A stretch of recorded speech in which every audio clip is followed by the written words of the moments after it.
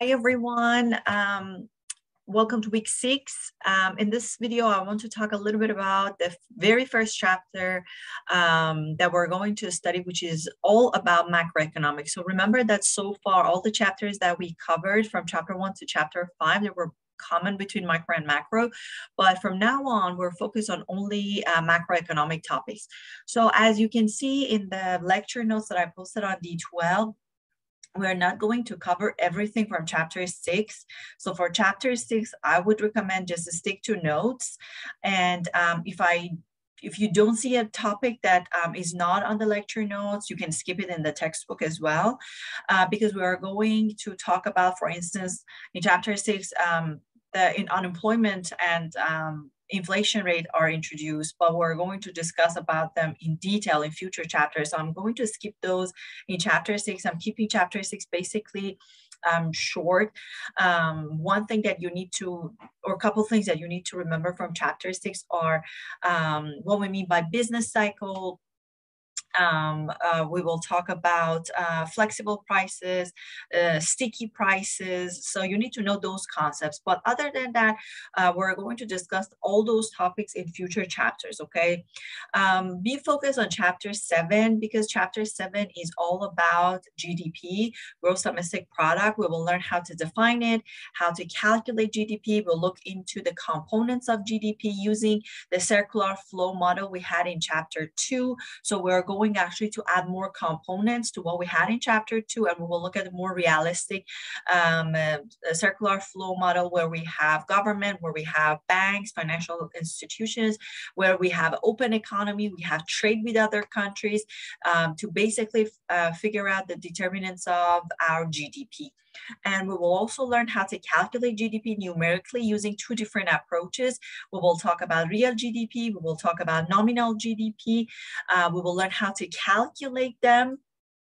And that's pretty much it for chapter 7. So we have formulas, we have some calculation.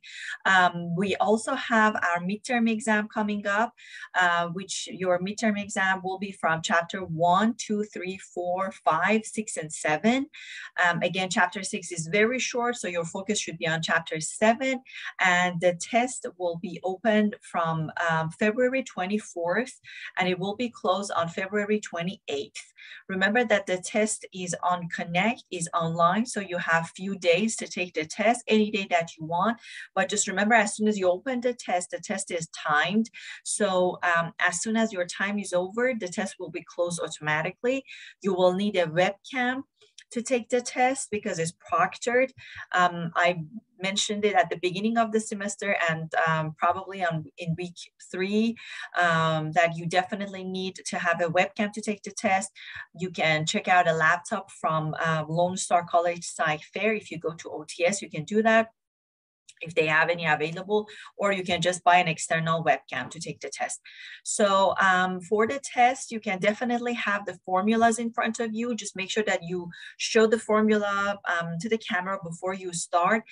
Sometimes I get this question, can I have my notes? You can, but honestly, it's time. The test is time. So be aware of that. So you cannot definitely go through your entire notes when you are taking the test. You need to know basically all the materials in your head, and then if you need like few helps, you can go through your notes, but don't expect to have that much time to go through all the notes. You definitely will not have that much time. But for formulas, you can definitely have them in front of you, no problem. Have a calculator, again, handy when you are taking the test.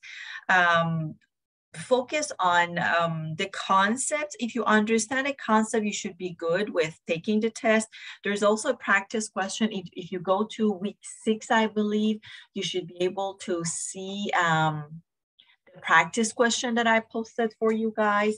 So take a look at them before you take the test, review them, the lecture notes that I posted on D12. Remember that lecture notes are just summary of our textbook. So I definitely recommend you guys to read the textbook because you can learn more from the textbook. If there's still a concept that you don't understand, watch the videos that I posted on D12 again. Ask me if you have any question.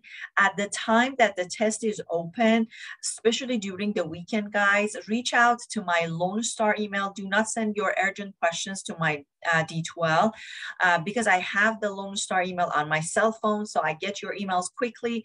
Make sure you include your course number, which is Econ 2301, or just write macro, and your section number, okay? Otherwise, I will not respond to that email, okay? Those emails.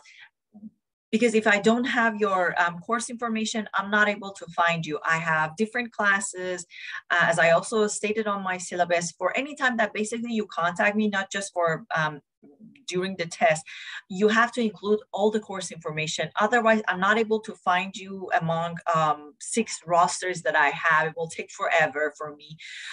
So it is your job to include all the information about yourself. So write your name, your course number, which is macro or Econ 2301, and your section number. Otherwise, do not expect to see any response from me. What else? Make sure that your face is visible at all times as you're taking the test. The light should be good. I always tell my students that do not panic when we say proctored exam. It does not mean that I'm watching you the whole time. Honestly, I cannot watch all of my students taking their test. The test will be recorded.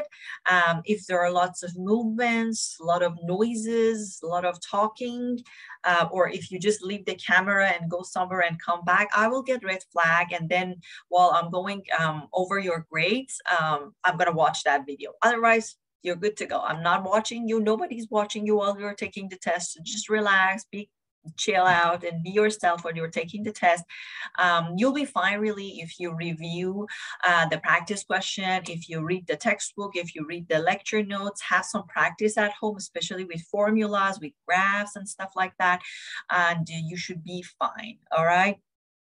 So I wish you all the best on the test, on the midterm exam. Let me know if you have any question. And again, I'm emphasizing, if there is anything urgent while you are taking the test, send your questions and concerns to my Lone Star email, and make sure that you are also using your Lone Star email. Otherwise, it will go to my spam, okay? I will not get it because it's because of the Lone Star security kind of thing for our emails that we do not get external email. So do not use your Gmail or your Yahoo or whatever account that you have, okay? Use your Lone Star email when you're sending your question to my Lone Star emails, okay?